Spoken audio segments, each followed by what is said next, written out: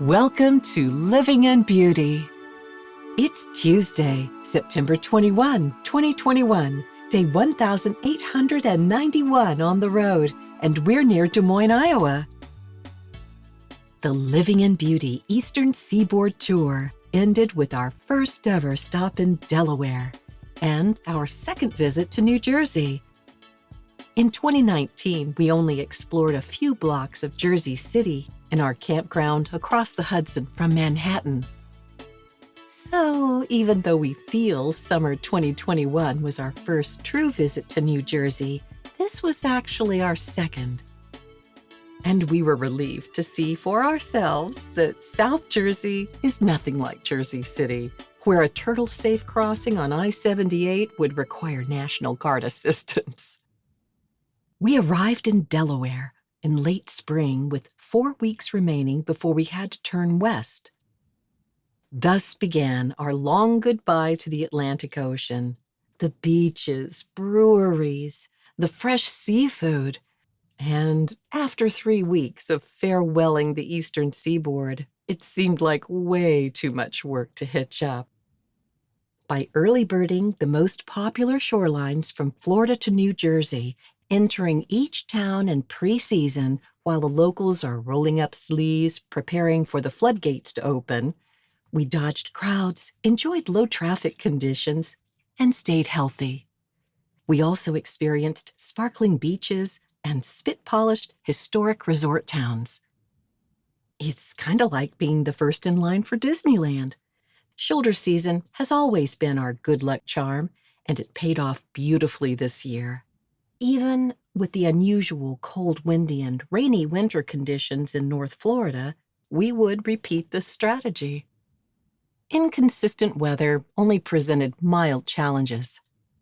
From Pensacola to St. Augustine, Charleston, Ocracoke, Assateague, Delaware, and New Jersey, the weather was comparable. Sublime, sunny beach days dovetailed with cold, blustery, wet days, and both extremes within the same day. The old rule, if you don't like the weather, wait a minute and it'll change, applied throughout our northward migration up the coast. Avoiding heavy crowds, traffic, and hurricane evacuations made sense because, as retired people, we don't have to do that anymore. Sure, some of the tourist shops, ice cream parlors, and kiddie rides were not open until after Memorial Day, but the best restaurants with outdoor dining are open year-round. Even in Cape May, we were seated immediately at the best outdoor tables during peak dining hours. We stayed 2 places in Delaware. Our first 10 days were at Delaware Seashore State Park. And thanks to the excellent recommendation of some friendly campers we met at Assateague, Jim snagged a last-minute site at beautiful Cape Henlopen State Park near Rehoboth Beach, where we enjoyed a 4-day stay. We love state parks.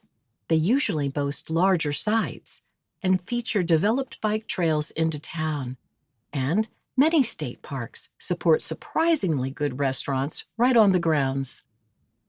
Because state parks have an interest in local business, we can ride our bikes or take an evening stroll to outdoor eateries specializing in fresh local cuisine. Often, the benefits of camping in state parks is substantial. There's no need to stock up on provisions, and we have more time to play. All good. Delaware Seashore is only 35 miles from Assateague Island, beside the spectacular Indian River Inlet Bridge in the lovely town of Bethany Beach. There, we spent quiet days walking along the seashore, watching fishermen and dolphins, and taking in the beautiful bridge view at night. Many fine restaurants are nearby, and we always found what we craved at Matt's Fish Camp, about a mile from the park. The giant onion rings at Matt's, honestly, can you bowl with those onions? Served as a motivator to get moving.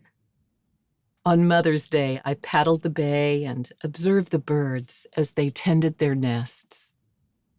The next day, we moved about 10 miles north to Cape Henlopen State Park in the Lewes Rehoboth Beach area.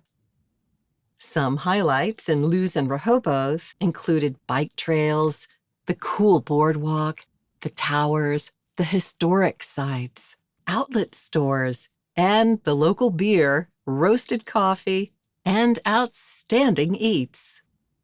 Thank you, Delaware. Now, we could have taken the 2-hour Cape May Lewes ferry at a cost of $80, but after 4 weeks of the beast just sitting around and serving as a garage, we decided to take the 151-mile scenic drive to Cape May, New Jersey. As one would expect, Cape May, America's original seaside resort, has many first-class RV parks and campgrounds.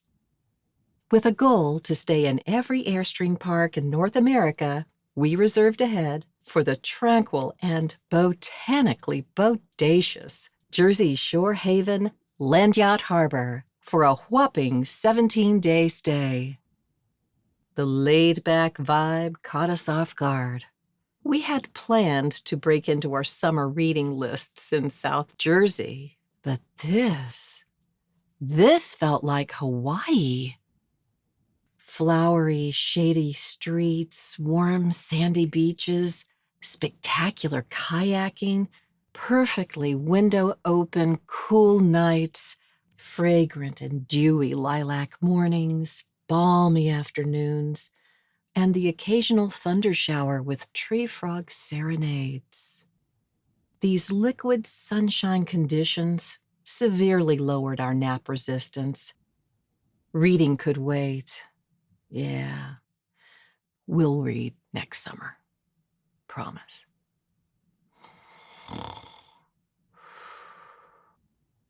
We're not nappers. Well, we might take 5 or 6 naps a year and wake up feeling groggy and remorseful and swear off napping forever. But in Cape May, our powers of resistance met their match. Maybe the long sunlight hours finally caught up with us. It was probably just a bout of spring fever, nature's environmental plan to allow the animals to bear their young with less human interference. Or could South Jersey be some kind of alien-induced siesta vortex? Anyway, our serotonin levels succumbed. Cape May, listed in the National Registry of Historic Places, is the oldest beach resort in America. Since 1816, this town has served as a beacon of rest for hardworking patriots. That makes relaxing here a kind of public service, right? So we considered it our duty to give in to the free open chair snooze and explore the health benefits of the afternoon stroll with the power nap chaser.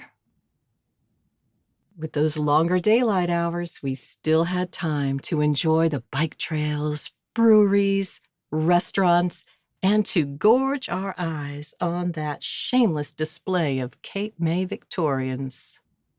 Cape May made a festive finish line for the Living in Beauty Atlantic Coast Tour Extravaganza.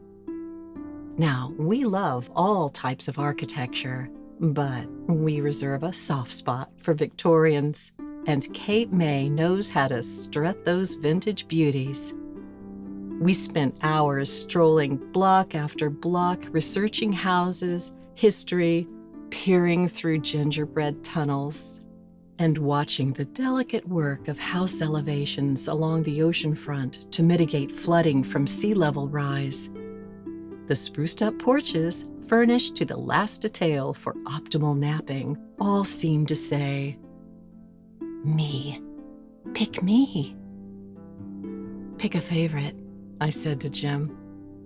"That's a tough one," he responded. "Fair enough." "Let's go home and sleep on it." "Deal."